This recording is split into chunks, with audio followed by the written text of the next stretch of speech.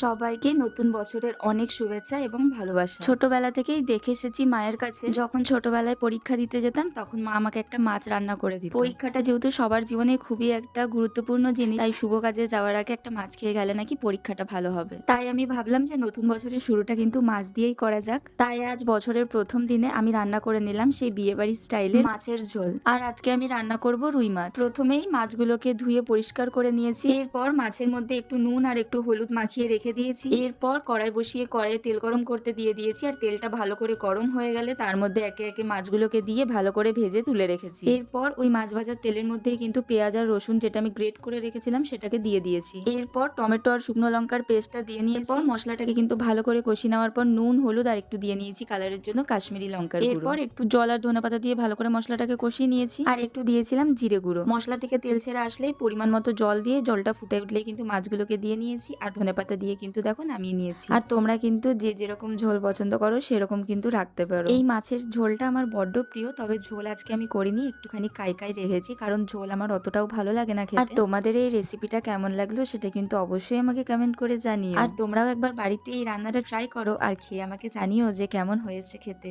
আর তোমাদের সবার এই নতুন বছর অনেক অনেক ভালো কাটুক। চলো আজকের মতো এই পর্যন্তই, দেখা হচ্ছে অন্য কোনো একটা ভালো ভিডিওতে। তোমাদের সাথে গল্প আমার আরো অনেক হবে। চলো আজকের মতো টাটা।